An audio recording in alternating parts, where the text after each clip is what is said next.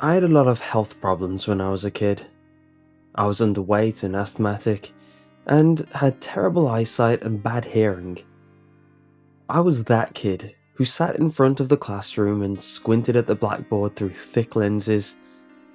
I was also that kid who had to sit on the sidelines during gym class. Lots of other kids thought I was lucky to be able to skip dodgeball, but it always looked like so much fun. I always wanted to play. As a result of this, I spent a lot of time listening to music and colouring. This was over a decade ago, long before those fancy adult colouring books, the ones with the intricate floral patterns and little fairies. I had to make do with regular kid colouring books. Nevertheless, I would spend hours hunched over my books, tracing delicate swirls along Winnie the Pooh and Mickey Mouse in bright, vibrant colours, while the soft, tiny voices of Peter, Paul and Mary floated out of my cassette player. I was sitting at the kitchen table, colouring and listening to Puff the Magic Dragon, when I heard my mother calling my name from the next room. I turned off the music and went looking for her. It was a bright, sunny day, but I was stuck inside because of all the pollen in the air. I walked through the house, looking for my mother. I couldn't find her. I was only 8, and my mother never would have left me alone. I moved through the house, becoming more and more frantic as I searched. I couldn't find my mother anywhere. I started looking in closets and under beds. I even went up to the attic and down into the basement, both places that I usually avoided because of all the dust in the air. I pulled my t-shirt over my nose and mouth and searched as thoroughly as I could. I opened up boxes and rifled through old clothes and Christmas ornaments, somehow convinced that my mother was hiding just beneath them. At some point, it dawned on me that my mother might be outside in the garden. I ran outside, expecting to see her bent over the tomatoes or pulling weeds. The backyard was just as empty as our house had been. I circled the house, plodding through the front and side yards slowly and methodically, checking under hedges and behind trees. I sat on the front steps, dumbfounded. I scanned the street, realizing for the first time that it was absolutely silent. Somewhere in my 8-year-old brain, I knew that I should have been hearing birds chirping and insects humming. I should have heard dogs barking, kids playing, lawnmowers buzzing, and sprinklers spouting water onto lush green lawns. Instead, I was met with a silence so thick and heavy, it felt like a blanket draped over me. To this day, I've never experienced such a perfect silence. I didn't smell anything either. Summer smells should have wafted through the air, filling my nostrils with fresh-cut grass, old barbecues, and blooming flowers. I sniffed the air intently, like a dog searching for a scent. I didn't smell anything. As I continued sniffing the air and looking around, I noticed that there weren't any animals. No chipmunks or squirrels. I even bent down to examine the grass on the lawn. It should have been literally crawling with ants, ladybugs and worms. Normally I hated bugs, but not seeing them terrified me. I got up and walked across the street. I knew that my neighbours would be home. The Kapatskys were an elderly couple. Mrs. Kapatsky had had a stroke some years prior and was confined to a wheelchair. Mr. Kapatsky hadn't modified the house for her. To this day, I'm not sure if he was too old to do it, or if he just couldn't afford it. As a result, the Kapatskis didn't use the upstairs part of their house. Mrs. Kapatsky usually sat by the window in the den, which looked out at the backyard. She sat and watched the birds that flocked around the marble bird bath and feeder that Mr. Kapatsky carefully maintained for her. I knew she'd be home, even if Mr. Kapatsky had gone out. So, I rang the doorbell.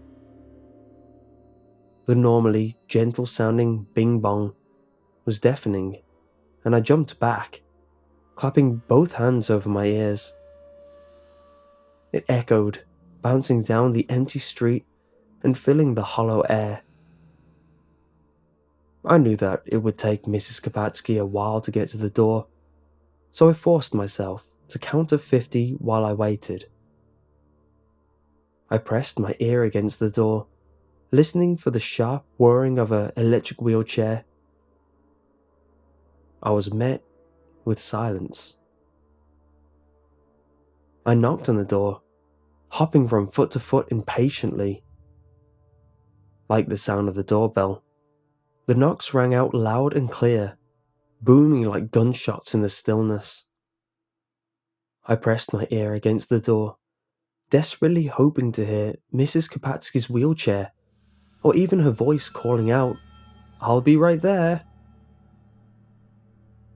I looked around, taking in the silence and the stillness. I looked at the tree in the Kapatskys' front yard. The leaves weren't moving. There should have been a breeze. I took a deep breath. The air was completely and totally still. After what felt like an eternity, I turned back to the Kapatskys' door and reached for the knob. I turned it cautiously. I knew that it was wrong to just walk into someone's house without asking, but I was too scared to care.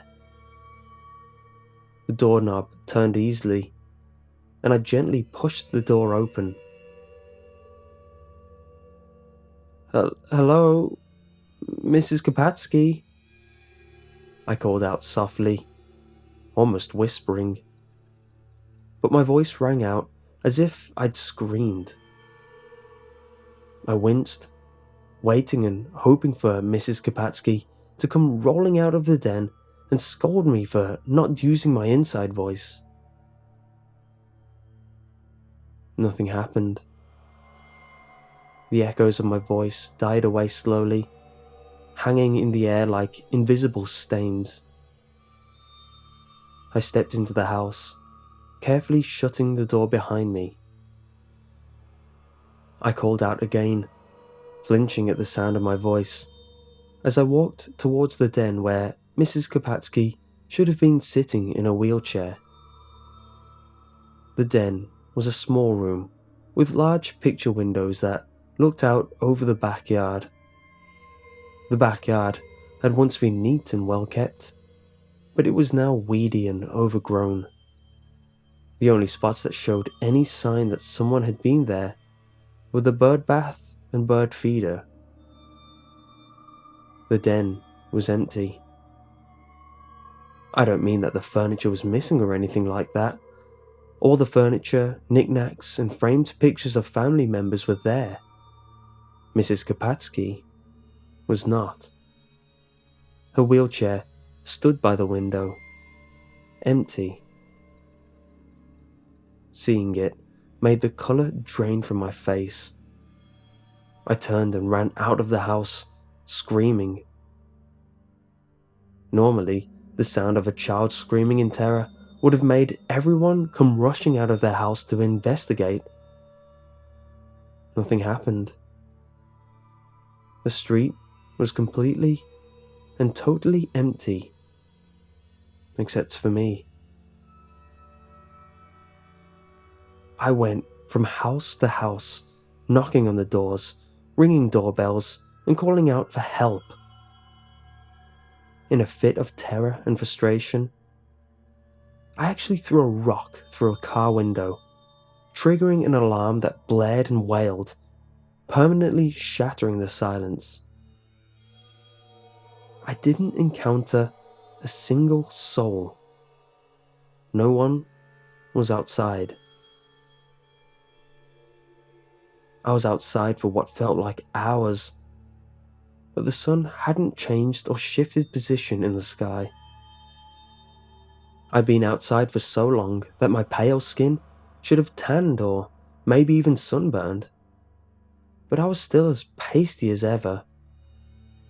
I looked up at the sky and noticed that the clouds weren't moving.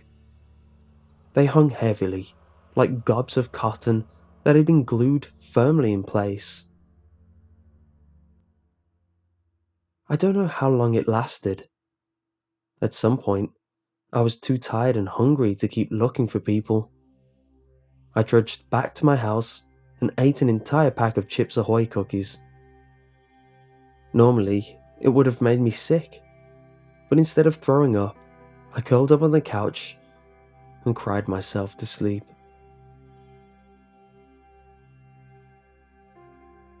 I don't know how long I was asleep for, but it was getting dark when I woke up.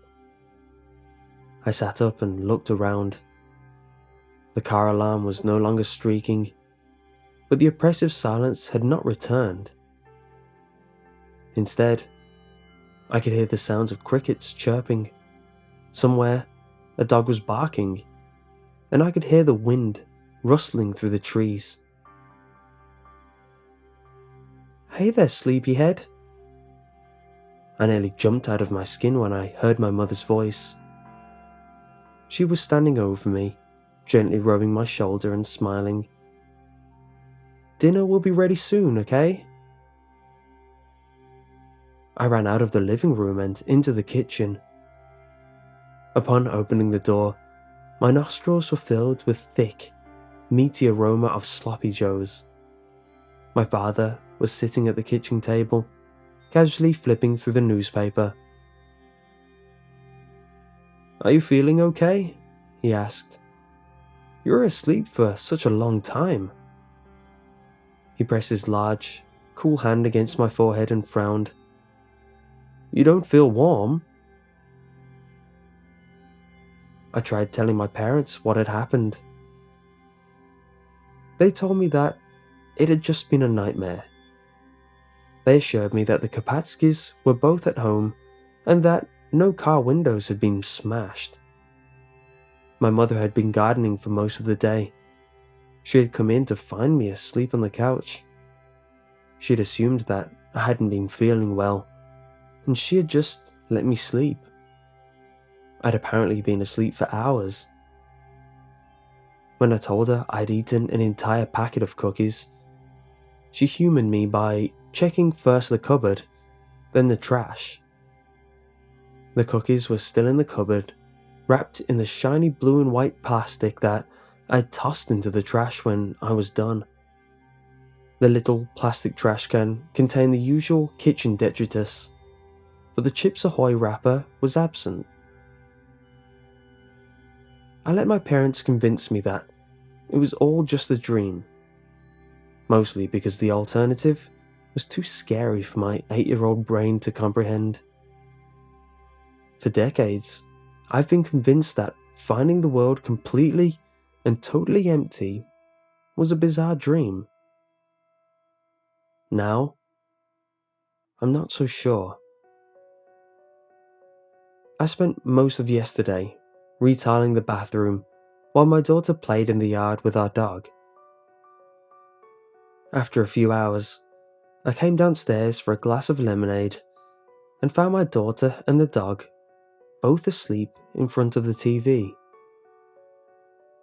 I had thought that the whole thing was cute until my daughter woke up and threw her arms around me in the tightest little bear hug I've ever felt. "What's wrong, sweetie?" I asked. I could feel her trembling. "Everyone was gone," she sobbed. "I came in to use the bathroom, and when I went back out, everyone was gone.